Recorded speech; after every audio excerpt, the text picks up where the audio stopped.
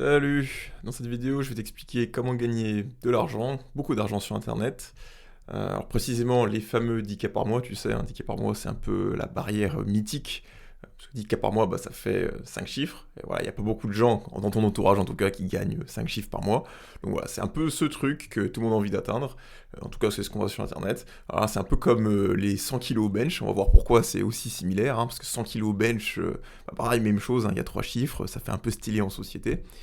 Et comme 10K par mois, en fait 100 kilos bench, si tu t'y prends de la bonne manière et que tu me fais un peu d'effort dessus, bah c'est pas si compliqué que ça à atteindre, hein, c'est quand même très faisable. Alors première chose déjà, qui je suis pour te dire ça, je m'appelle Théo, j'ai 26 ans. L'année dernière j'étais encore salarié, précisément même j'étais au chômage hein, parce que j'ai démissionné. J'étais même pas au chômage d'ailleurs, je ne pas le chômage, puisque j'ai démissionné. Et en un an, j'ai construit un système pour gagner plus de 10 000 euros par mois, hein. Là, par exemple, ce mois-ci, j'ai fait plus de 130 000, donc ça fait déjà 10 000 pour l'année, et j'ai déjà signé pour plus de 30 000 euros par mois cette année, assurément. Donc voilà, il y a de bonnes chances que je fasse même plus d'1 million. On verra par la suite, hein, c'est pas encore fait, mais c'est déjà bien parti. Ok, donc je vais t'expliquer comment j'ai fait.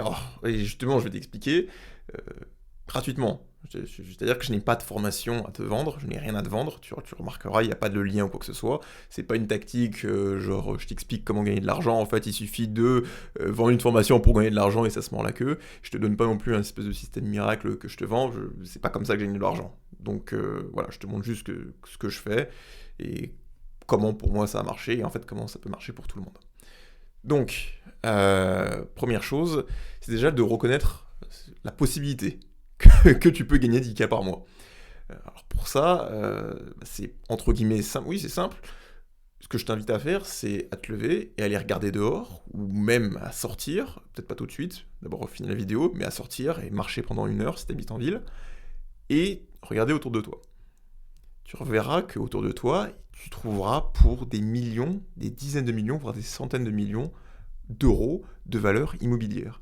Et tout cet immobilier, ça appartient bien à des gens. Alors effectivement, il y a des bâtiments publics, mais sinon, tous ces bâtiments appartiennent bien à quelqu'un. Tu me diras, non, ça appartient à des entreprises, mais ces entreprises sont privées, donc à la fin, ça appartient à des gens. Donc en fait, juste en jetant un œil dehors ou en marchant un petit peu, tu vois déjà des dizaines, tu vois des dizaines, des centaines de millions d'euros. Et donc ça veut bien dire que de l'argent, il y en a en tout cas en France. Il y en a partout. Et ça, je te le garantis, de l'argent, il y en a beaucoup, il y en a énormément. Donc, toi, tu veux 10 000 euros par mois, c'est pas énorme en fait. Tu demandes pas beaucoup. Et on trouvera bien 10 000 euros par mois à te donner à toi, dans tout l'argent qui circule. Qui plus est, 10 000 euros par mois. Alors effectivement, il n'y a pas beaucoup de gens de ton entourage qui gagnent 10 000 euros par mois, sûrement. Mais il y a beaucoup de gens en France qui ont déjà réussi à gagner plus de 10 000 euros par mois, même 20 000, 30 000, 50 000, 100 000, 1 million, même beaucoup plus. Hein. Bon, après, voilà, ça commence à devenir très technique. Mais sinon, voilà, 10 000 euros par mois, des gens qui gagnent ça, il y en a beaucoup. Donc, ce que je veux te faire réaliser là, c'est que ce que tu demandes, c'est pas si énorme que ça finalement. Et c'est complètement faisable. Bien, passons au point suivant. Effectivement, tu pourrais te poser la question, pourquoi est-ce qu'il y a si peu de personnes autour de toi, pourquoi est-ce qu'il y a si peu de personnes autour de toi qui gagnent 10 000 euros par mois? Oui, parce que dans ton entourage, probablement que les gens gagnent, je sais pas moi, peut-être bon, le SMIC, normalement c'est censé au moins gagner le SMIC, 2000, 2005, 3000, 4000, peut-être 5000 euros net par mois, mais ça sera rarement plus. Alors pourquoi ça? Bah, j'ai envie de te faire remarquer que finalement, personne ne joue vraiment au jeu de l'argent. En tout cas, pour le commun des personnes, personne ne joue au jeu de l'argent, dans la mesure où le travail d'une personne n'est pas sa grande priorité dans la vie, c'est-à-dire c'est pas son grand objectif, c'est pas le truc qui met au centre de sa vie. Alors oui c'est sûr, il y a quand même des efforts à faire, hein, parce que bon bah faut se taper le RER B, faut y aller 5 fois par semaine, mais dans la tête d'une personne lambda, son boulot c'est pas la principale chose qu'elle fait dans la vie, c'est pas ce qui colle le plus à son identité. Et ça peut assez se comprendre dans la mesure où t'as pas trop envie que la principale chose de ta vie, que toute ta vie, ce soit bosser pour quelqu'un d'autre. Ça se comprend, c'est pas super non plus. Mais le truc, c'est que ça fait que personne ne joue vraiment au jeu de l'argent. Et tu remarqueras que si tu ne joues pas vraiment à un jeu, ou en tout cas tu ne t'entraînes pas à un jeu, ou à un sport, tu ne gagnes pas. Si tu veux faire le test, si tu n'as jamais pratiqué le MMA, va dans une salle de MMA, et c'est un petit peu, fais un cours, je te garantis que tu vas te retrouver par terre, et tu vas te faire défoncer. Hein. Ouais, peut-être gentiment si les gars sont sympas, mais en tout cas, voilà, tu vas pas faire des étincelles. C'est sûr, si tu n'as jamais pratiqué le MMA, tu vas te faire démolir. Et pour devenir bon, il faut pratiquer. Bah ça marche exactement pareil avec l'argent. Et sauf que, je pense, autour de toi, les gens ne pratiquent pas le jeu de l'argent. En tout cas, ils ne le pratiquent pas comme il faut.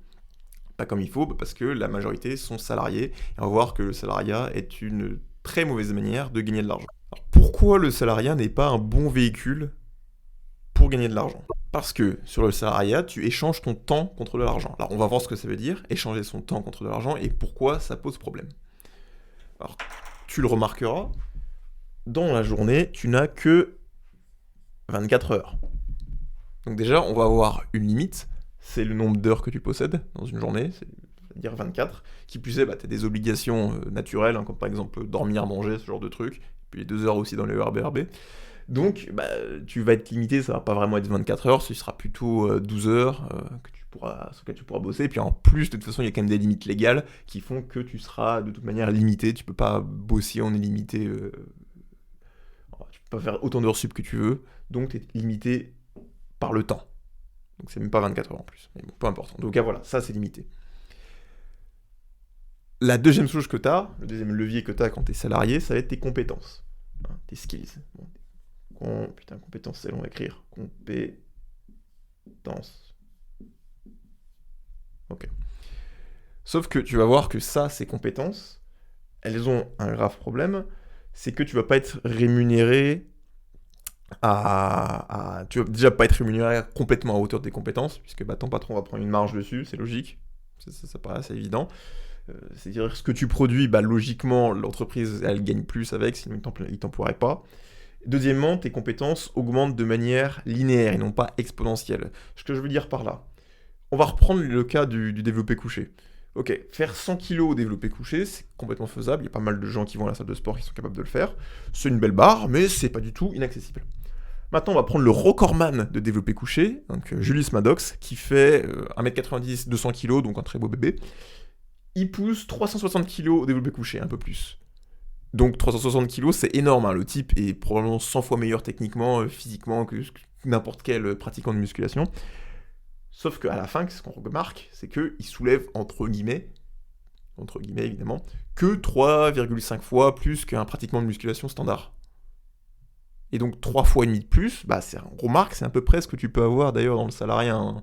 Tu peux aller en début de carrière, être payé un certain montant, et puis en fin de carrière, être payé 2, 3, 4 fois plus que ce que tu avais en début, mais tu n'iras pas vraiment au-dessus. C'est pas vraiment possible d'être payé 4 fois plus que ce que tu étais en début de carrière, ça n'arrivera pas. On est bien d'accord là-dessus. Tu remarqueras que c'est pas possible d'arriver dans le bureau de ton patron et demander une augmentation de 1000%. Hein. Je veux dire, au pire, ça le fera marrer, tu vois. Il dira dégager ensuite et puis d'arrêter de lui faire perdre son temps. Alors pourquoi c'est comme ça le salariat? Parce qu'en fait, tu ne conserves pas le produit de ton travail. Tu échanges ton temps contre de l'argent. Donc, on va voir d'ailleurs l'équation de la richesse associée. Comment est-ce qu'on gagne de l'argent quand on est salarié? Eh ben, c'est très simple. Hop. Quand tu es salarié, ça se passe comme ça. La thune, c'est égal à ton temps, donc voilà, T, fois ton taux horaire qui est marqué par tes compétences. Donc qu'est-ce qu'on va mettre taux horaire. Ouais, pour rester, voilà. Taux horaire.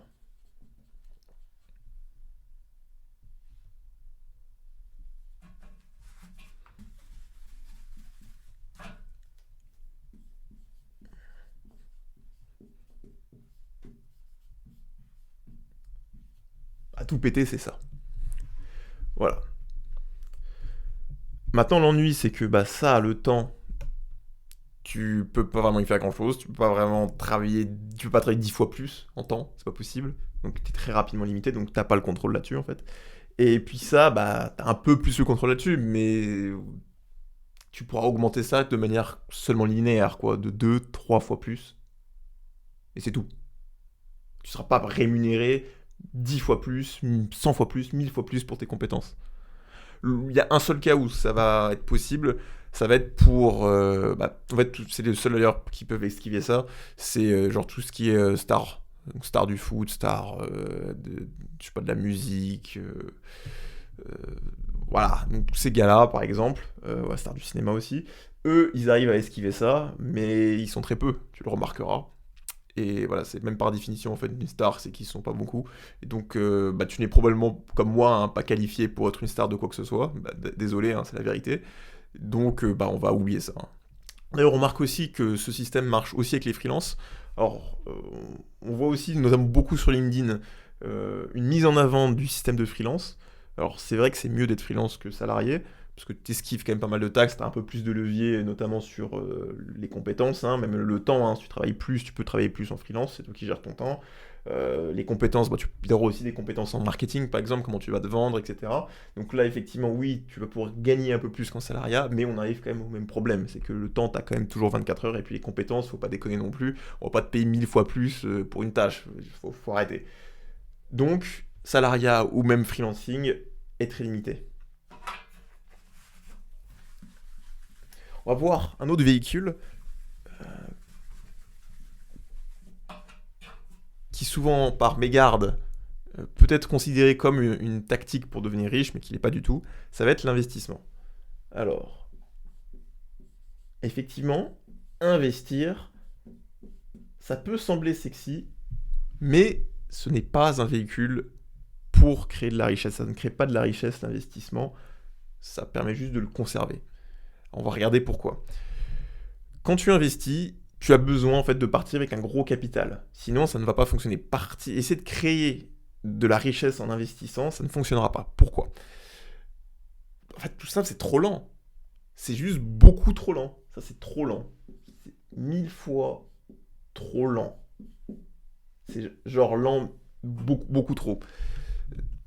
En fait, tu te fais souvent avoir par ce genre de choses, parce qu'on te montre, si c'est le calcul d'intérêt composé, hein, tu fais un petit calcul d'intérêt composé, tu fais waouh, incroyable, au bout de 20 ans, 30 ans, 40 ans, j'ai des millions. Alors déjà, ça fait pas rêver, 20 ans, 30 ans, 40 ans, c'est pas des périodes où t'es bien content, je veux dire, bon, même 20 ans, dans 20 ans, j'ai 26 ans, donc dans 20 ans, j'aurai 46. Bon, ça va encore, hein, mais bon, c'est pas dingue, quoi, je veux dire, j'ai pas envie d'attendre 20 ans. Puis alors, voir quand ça commence à être des 40 ans, mais t'imagines? Moi, perso, ça me fait pas rêver. Bon, ça c'est la première chose. Puis la deuxième chose aussi, c'est que souvent, dans les calculs d'intérêt composé, on t'arnaque un petit peu, on oublie, de parler de l'inflation. Parce que bon, on va prendre, rendement moyen du SP500 sur 50 ans, ça fait 9,5%, mais le problème c'est que l'inflation en moyenne c'est 3,5%. Donc à la fin, net, il te reste que 6%. Sachant en plus que tu vas te taper la flat tax à la sortie, tu vas te faire taxer, hein, il y aura les impôts, il n'y a pas le choix, hein, tu vas devoir taper les impôts à la fin. Et donc là, à 30%, il te reste 4,2%. Donc là, quand tu refais ton calcul d'intérêt composé avec 4,2% pour avoir vraiment une valeur nette, je te garantis que sur 20, 30, même 40 ans, c'est vraiment pas dingue hein, ce qui reste à la fin. C'est sympa, mais ça fait quand même mal aux fesses de s'être autant démené pour si peu. Sachant que, tu remarqueras, avec un 4,2%, c'est ce qu'on avait dit, net, la majorité de l'argent en fait, que tu gagnes avant 30 ans, c'est de l'argent que tu as juste mis de côté. Donc c'est toi qui l'as gagné, tu as juste décidé de pas y toucher. Mais sinon, la majorité, c'est pas des intérêts. Donc on voit que investir, ça marche pas. C'est trop lent. Il reste donc un dernier véhicule qui va nous permettre de gagner de l'argent, et tu t'en douteras, c'est l'entrepreneuriat.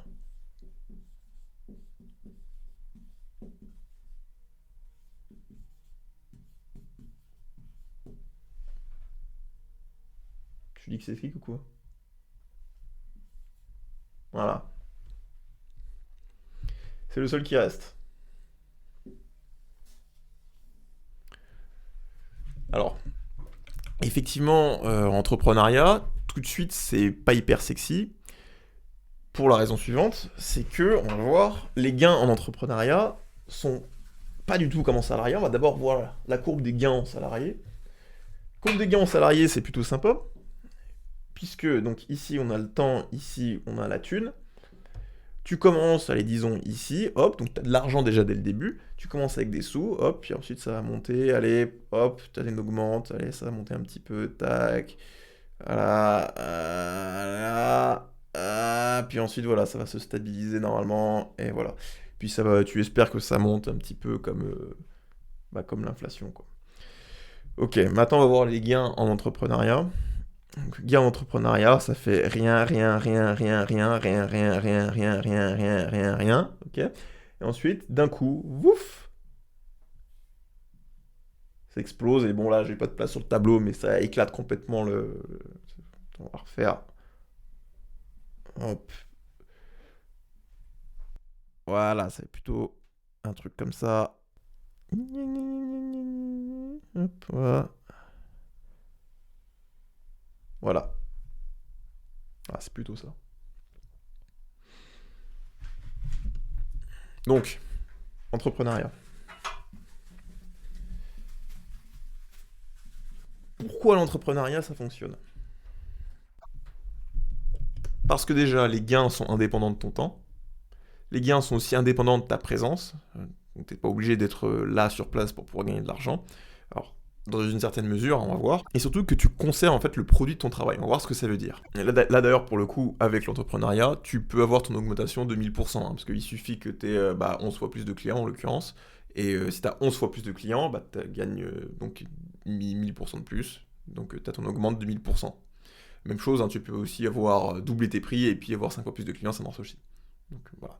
Et pour le coup, avoir 5 fois plus de clients et doubler ses prix, ou avoir 11 fois plus de clients, ou les deux, c'est absolument pas irréalisable, hein. C'est même très courant, tu peux même avoir 100 fois plus de clients, ça se fait, avec de la difficulté certes, mais ça se fait. Alors que demander une augmentation de 1000% à son patron, c'est stupide, ça ne marchera pas.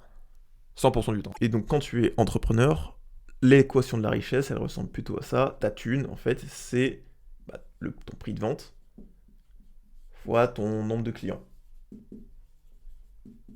Et là, comparé à l'autre, c'est beaucoup plus intéressant parce que ton prix, tu peux absolument le moduler. Bah, tu as beaucoup de contrôle là-dessus. Et puis, le nombre de clients, même chose, tu as aussi beaucoup de contrôle sur ton nombre de clients. Si tu veux augmenter ton prix, tu améliores ton produit. Donc voilà, tu fais un meilleur produit, et donc tu pourras avoir un prix plus élevé. Tu améliores ton marketing, tu peux améliorer ton marketing aussi. Tu auras un prix plus élevé parce que tu fais du marketing.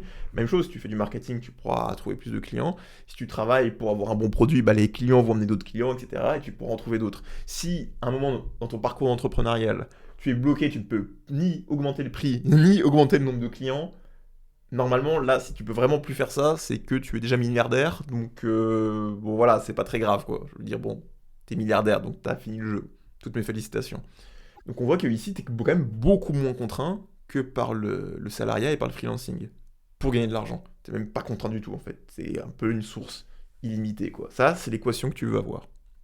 Donc, il y a la différence entre un freelance, un salarié et un entrepreneur.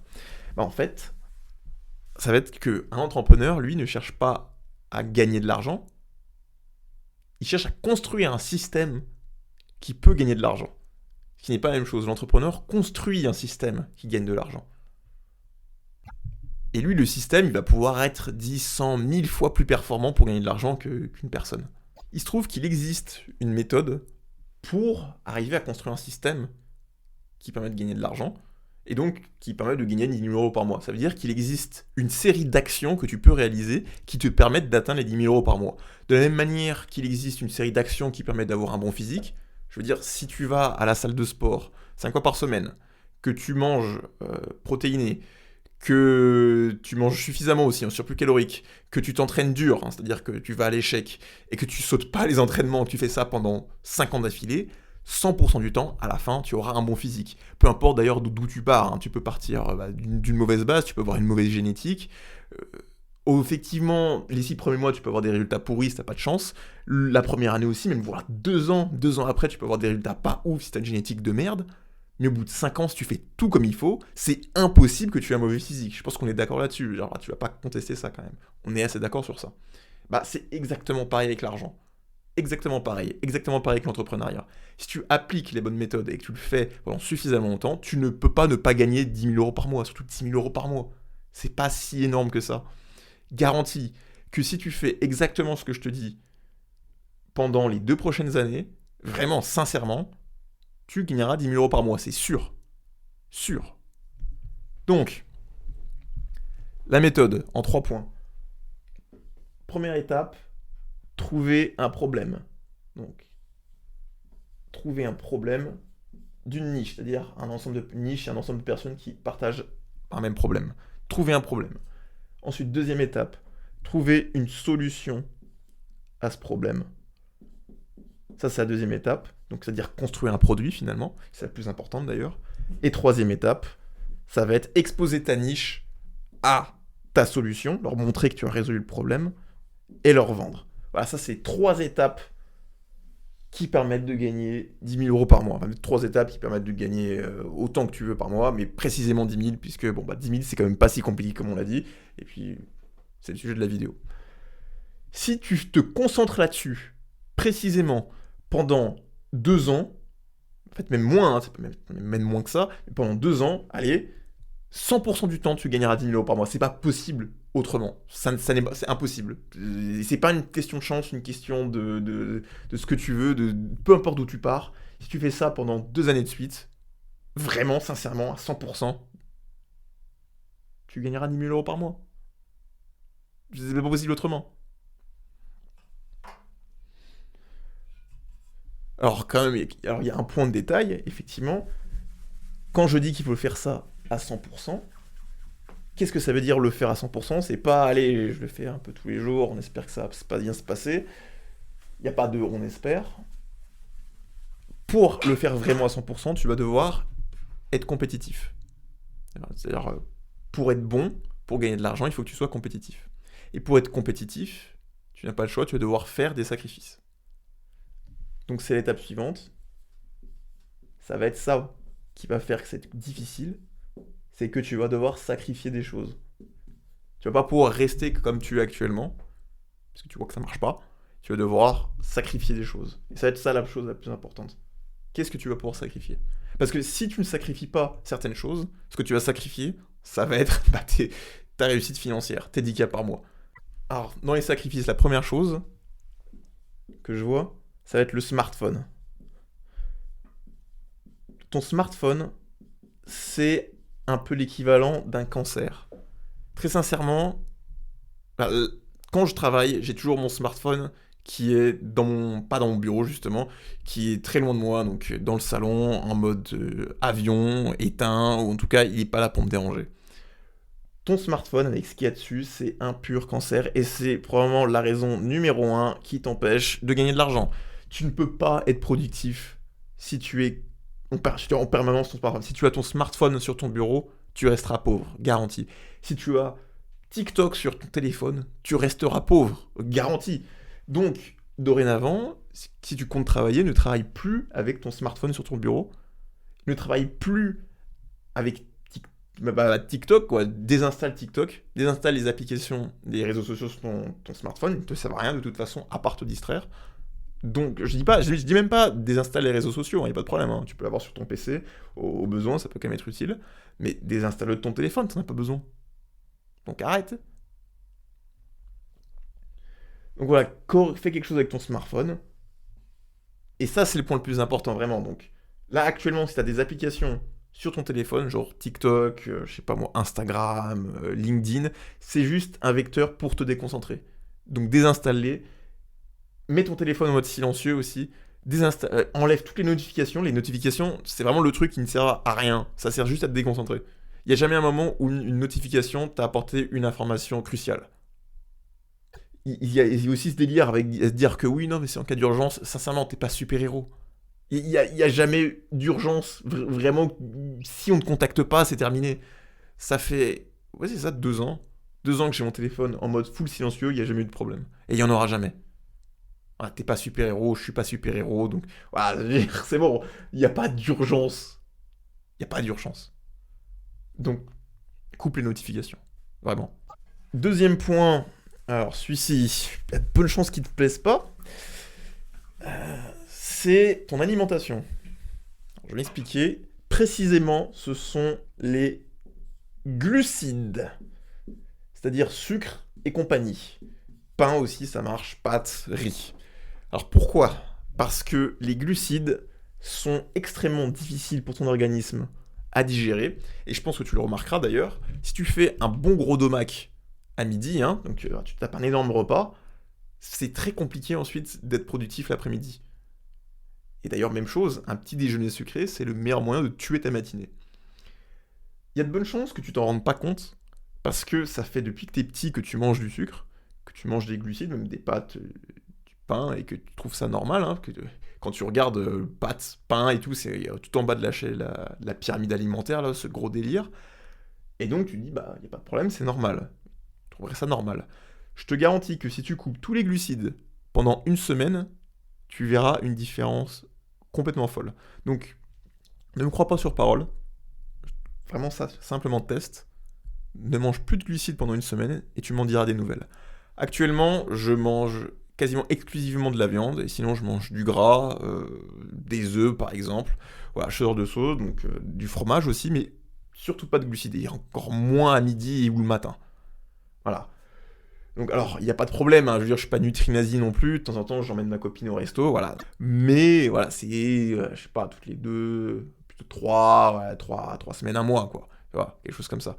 Et le soir. Mais sinon, jamais à midi, je vais me manger un tacos ou quelque chose comme ça. Parce qu'après, c'est mort, je pourrais pas travailler. Et comme on a dit, le plus important, bah, c'est la productivité. En plus, en bonus, si tu as les glucides, tu verras, tu auras très rapidement des abdos saillants. Voilà, ça c'est cadeau, c'est en bonus. Ensuite, en parlant d'abdos saillants, donc, hop, numéro 3. Alors ça, j'avais déjà essayé de faire sans. Ce n'est pas possible. Un esprit sain dans un corps sain. 3, il faut absolument te mettre au sport si c'est pas déjà fait, et au sport régulier. Je fais du sport tous les jours. J'ai 4 séances de... Ouais, j'ai 4 séances de sport à la salle et 3 séances d'arts martiaux. Donc bah voilà, ça fait les 7 jours quoi. Sport tous les jours. T'es obligé. Je veux dire, si tu fais pas de sport, j'ai déjà tenté, hein. T'as l'illusion au début que tu gagnes du temps, parce que c'est vrai que ça peut prendre du temps, hein, faire du sport, hein, 1 heure, 2 heures par jour, ça peut prendre du temps, je suis d'accord. T'as l'illusion de gagner du temps, mais tu vas être tellement mentalement à la masse que tu vas finir par le perdre ailleurs. Donc non, le sport, t'es obligé de l'en faire. Donc je sais, ça peut être chiant, surtout si t'es du genre programmeur à pas trop sortir, mais tu dois absolument t'y mettre. Donc voilà, fais-le, bah, fais-le, c'est un acte de discipline, quoi. Fais-le parce que c'est à long terme ce qui va te permettre de performer. Ok. Ensuite, quatrièmement, ça aussi c'est un point très important, tu dois éviter absolument le multitasking. Donc nous ce qu'on veut c'est du deep work, c'est-à-dire voilà, faire un travail, travailler avec tous nos neurones. Donc pour ça, pas de multitasking. Petit souci de caméra, c'est bon. Donc ouais, pas de multitasking, c'est-à-dire quand je travaille sur quelque chose, je ne fais que ça. Par exemple, je ne mange pas en travaillant. Tu peux avoir l'illusion que ça te permet de travailler plus rapidement, parce que, en tout cas de gagner du temps, mais en fait non, pas du tout. En fait, tu épuises cette capacité à ne te concentrer que sur une seule chose. On est des humains, on n'est pas des machines. Les machines peuvent me faire du multitâche. Un ordinateur, tu peux le faire switcher de tâches comme ça. Nous, quand on fait ça, ça nous rend très peu performants. Et d'ailleurs, je dis pourquoi est-ce qu'il faut que tu regagnes cette capacité à te concentrer sur une seule tâche. Je suis quasi sûr que tu n'es pas capable d'aller aux toilettes sans faire autre chose, genre sans prendre ton téléphone ou sans prendre un journal. Je me trompe? Donc bon, plus de multitasking maintenant. Et tu verras, ça te permettra d'être beaucoup plus performant. Même chose d'ailleurs, t'as déjà entendu parler de la méthode Pomodoro, hein, qui te dit qu'il faut faire des pauses régulières, toujours toutes les, je sais pas, 20-30 minutes. C'est une pure connerie, hein, surtout ne fais pas ça. En fait, ce que tu veux faire, c'est d'être capable de faire des sessions de travail de 3-4 heures entièrement concentrées, et tu verras, au début ça va être compliqué parce que t'as pas l'habitude, mais c'est complètement possible. Voilà. Tu sais quoi faire, bisous.